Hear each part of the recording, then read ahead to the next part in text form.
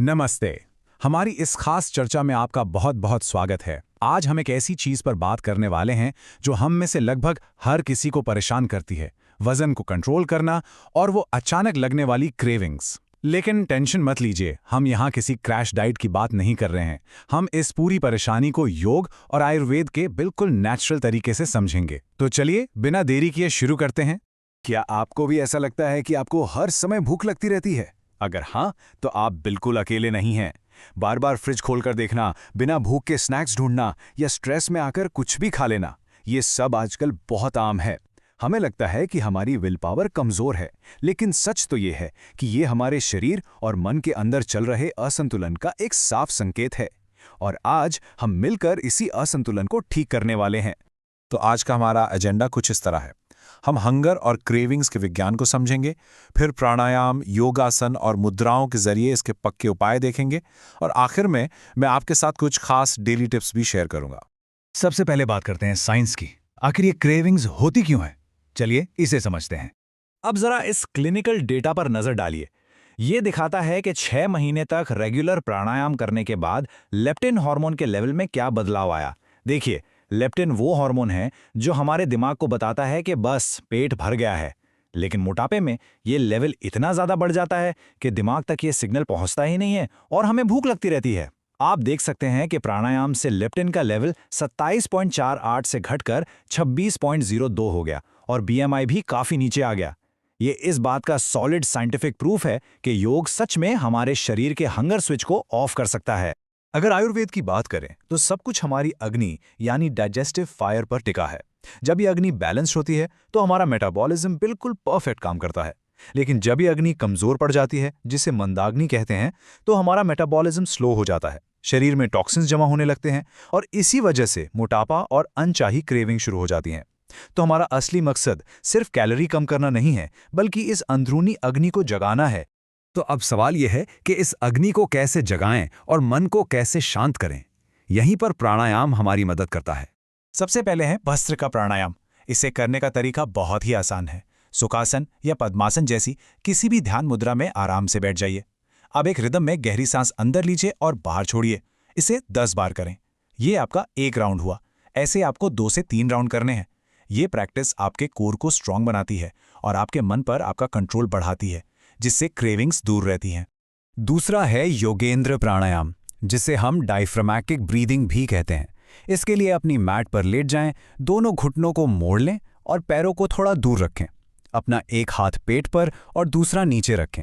जब आप सांस अंदर लें तो आपका पेट ऊपर आना चाहिए और सांस छोड़ते समय पेट अंदर जाना चाहिए। इसे आप बैठकर भी कर सकते हैं। इसे 8 से 10 बार रिपीट करें। यह आपके नर्वस सिस्टम को तुरंत शांत कर देता है, जिससे वो जो इमोशंस में आकर खाने की आदत होती है ना, वो छूट जाती है। अब बात करते हैं कपालभाति प्राणायाम की। सुखासन, पद्मासन या वज्रासन में बैठ जाइए। सांस लेते और छोड़ते समय अपने पेट को जितना हो सके अंदर की तरफ खींचें। अपना पूरा ध्यान अपनी सांस की स्पीड और पेट की मूवमेंट पर रखें। शुरू में इसे धीरे धीरे करें और फिर प्रैक्टिस के साथ अपनी स्पीड बढ़ाएं। ये शरीर में बहुत गहरी गर्मी पैदा करके फैट बर्न करता है। बस एक छोटी सी बात का ध्यान रखें, अगर आपको हाई ब्लड प्रेशर या हार्ट की कोई प्रॉब्लम है तो प्लीज इसे अवॉइड कीजिएगा। चलिए अब प्राणायाम से आगे बढ़ते हैं और देखते हैं कुछ खास योगासन जो पेट की चर्बी कम करने और मेटाबॉलिज्म को बढ़ाने में सीधे मदद करते हैं। सबसे पहले नौकासन या बोट पोज। अपनी पीठ के बल लेट जाइए, हाथों को शरीर के बगल में और पैरों को साथ रखें।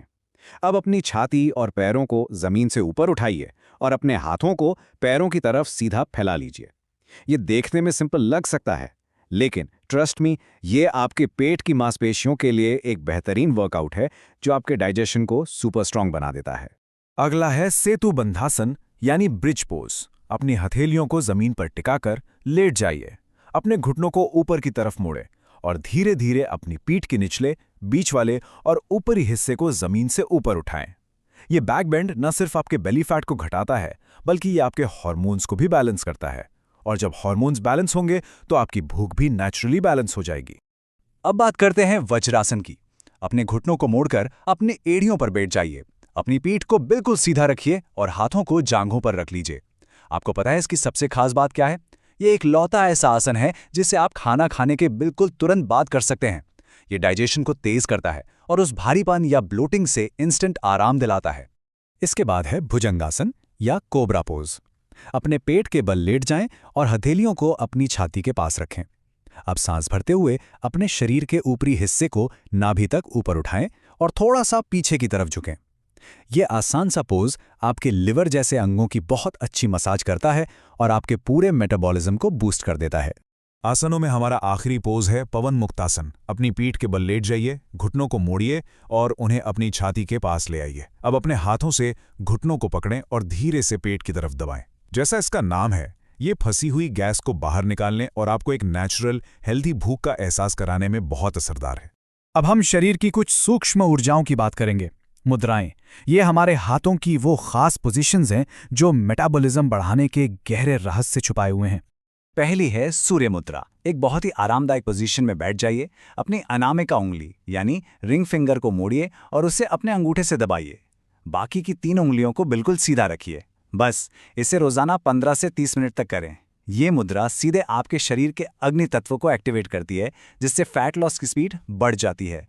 दूसरी है लिंग मुद्रा। अपने दोनों हाथों की उंगलियों को आपस में फंसा लीजिए। अपने बाएं अंगूठे को सीधा रखिए और दाएं अंगूठे को उसके चारों तरफ लपेट लीजिए। इसे आपको रोजाना 10 से 15 मिनट करना है। यह मुद्रा शरीर के अंदर तेज गर्मी पैदा करती है, जो जिद्दी से जिद्दी चर्बी को जलाने का काम करती है। आखिर में आइए योग मैट से बाहर निकलकर देखते हैं भूख को कंट्रोल करने के कुछ बहुत ही प्रैक्टिकल और lifestyle tips. The yoga institute की डॉक्टर हंसा योगेंद्र की ये बात ध्यान से सुनिए। वो कहती हैं कि कभी-कभी हमें जो बहुत तेज भूख लगती है ना, वो असल में भूख नहीं बल्कि हमारे मन और भावनाओं की स्थिति होती है। तो ऐसे में क्या करें? जब भी अचानक ऐसी क्रेविंग हो तो कुछ भी खाने से पहले 1 ग्लास भरकर गुनगुना पानी पिएं और कुछ लंबी गहरी सांसें लें। आप खुद हैरान रह जाएंगे कि वो क्रेविंग कैसे गायब हो जाती है। अब जरा अपनी आदतों को कंपेयर करते हैं।